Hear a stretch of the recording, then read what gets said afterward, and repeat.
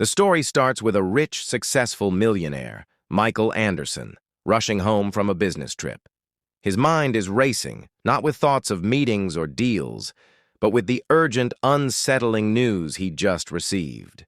He had just learned that his mother, who was struggling with Alzheimer's, had been in the care of a new nanny, a nanny that Michael didn't hire.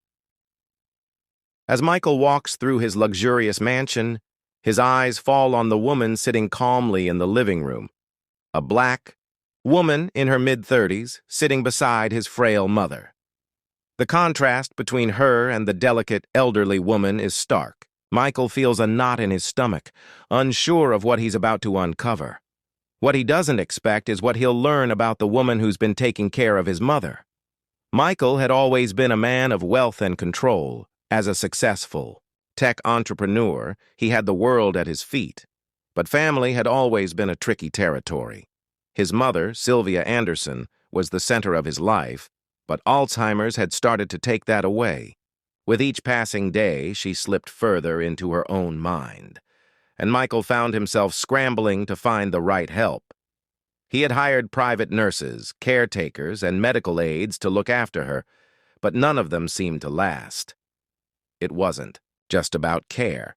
It was about patience, and Sylvia, with her gentle but often confused nature, had a way of testing even the most seasoned professionals. When Michael had to go on a sudden business trip to New York, he hadn't expected to find a new nanny waiting at his door. He trusted his assistant, who had arranged it all, but something about this new nanny didn't sit right with him.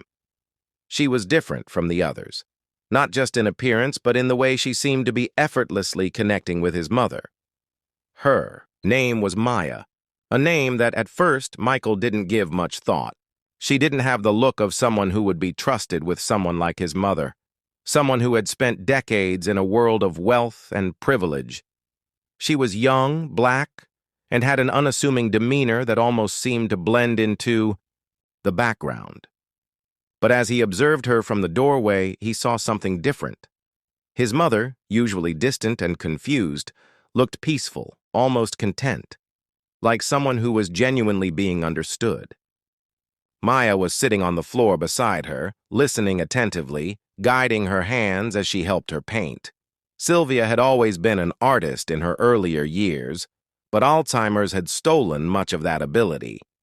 Yet under Maya's gentle care, Sylvia was reclaiming pieces of herself. Michael couldn't deny that something about Maya's presence was working. But why? Why had she stepped in to take care of his mother in a way no one else had? As the days passed, Michael couldn't shake the feeling that there was more to Maya than met the eye. He'd been cautiously watching her from a distance, but what he hadn't expected was how much his mother was transforming under her care. Sylvia, who had been silent and withdrawn for months, had started talking more. She wasn't just repeating things or asking the same questions. She was remembering moments from her past, asking about old friends, and even sharing stories from her childhood that she hadn't mentioned in years. One evening, Michael decided to confront Maya. He needed to understand what she was doing and why it was working when nothing else had. "Maya," he started, trying to keep his tone neutral. "I need to know, how are you doing this?" Maya glanced up from her work, a serene calm in her eyes. She didn't seem surprised by the question. "Doing what exactly?" Michael hesitated. "My mother, she's different. More alert, more engaged. What are you doing that the others didn't?" Maya set down her brush and gave a small, understanding smile. "It's not about what I'm doing, Mr. Anderson. It's about who I am and who she was before all of this." Michael was taken aback. He had expected some clinical answer, not a personal one. He pushed further. "What does that mean?" Maya paused, as if carefully considering her next words. "Sylvia Anderson was once a community leader. She was the type of person who believed in connection, in listening to people, and in making them feel heard. She inspired so many, and I think that's what she's still craving. To feel heard, to feel like she still matters. Alzheimer's doesn't take that away. It just makes it harder to reach. Michael felt a rush of guilt. He hadn't thought of his mother in those terms. He'd seen her as fragile, as something to be fixed. He never considered the emotional side of the disease, or what his mother needed beyond medication and routine care. But what Maya said next hit him harder. "You see, Mr. Anderson, most of the caretakers you've hired, they're just doing a job. But I'm here because I see your mother for who she really is. She deserves more than just someone to watch over her." Michael felt a knot form in his stomach. He wanted to ask more. What was her background? Why had she taken this job? But before he could speak, Maya quickly added, "I've always been good with people. I've worked with children, the elderly, and even people in troubled situations. My experiences allow me to understand things most people can't. But that doesn't mean it's easy. This isn't just a job to me. This is personal." Michael stood there, feeling the weight of her words. He had assumed that Maya was just another employee, someone hired to do a job for a paycheck. But her words were different. They were sincere, and there was a depth to her that he hadn't anticipated. What he didn't know was that Maya wasn't just protecting his mother in the physical sense. She was protecting her dignity, her humanity, things that had been slipping away for so long. As the days went by, Michael's admiration for Maya grew, but so did his unease. He still didn't fully understand why this woman, who seemed like an unlikely caregiver, had such a profound effect on his mother. The more he observed, the more questions kept swirling in his mind. Was it really just Maya's way of caring for people, or was there something else? One afternoon, Michael's worst fears were realized. He was sitting in his office when he received a phone call from his assistant, Lisa. Her voice was panicked. "Mr. Anderson, you need to come home right now. There's been an incident. Maya, she's gone." Michael's heart skipped a beat. Gone? What did that mean? He rushed home, his thoughts racing, dread building with every step. He found his mother sitting in her chair, confused, like she often was.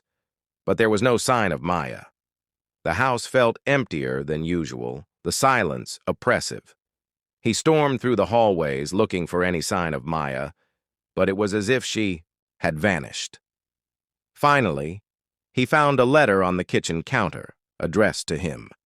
The handwriting was neat, but firm. It was Maya's. The letter revealed everything. She had left voluntarily, without saying goodbye. She spoke of how much she cared for Sylvia, how much progress they had made together, and how much she had come to care for the woman who was once a strong, independent leader. But there was one line that stung Michael deeply. "I cannot stay in Nanny, a place where my worth is questioned because of the color of my skin. Your mother deserves better, and so do I. But your world is one that cannot see that." As Michael read those words, a flood of emotions hit him. Maya hadn't just been a caretaker. She had been a lifeline for his mother, a bridge to a past that Alzheimer's had stolen from her. But more than that, Maya had been an innocent bystander in a world where her worth was often ignored, overshadowed by prejudice that Michael had never fully recognized until now. He sat down, stunned, with the letter still in his hands. His own feelings of guilt were overwhelming. He had questioned Maya's abilities, her place in his mother's life, simply because of her race. The racism, subtle and unconscious, that had existed in his own thoughts was now painfully evident. Maya had given him the greatest gift. She had helped him see the truth about himself, about his biases, and the way society had treated people like her for far too long. In that moment, Michael realized that the real issue wasn't the care his mother needed. It was the care that people like Maya had been denied their whole lives. The prejudice that existed not just in the world, but in him. In the days that followed, Michael couldn't stop thinking about Maya's letter. He realized that her departure wasn't just about him or his mother. It was about a system, a culture, and a society that often overlooked people like Maya, dismissed their worth, and left them with no place to truly belong.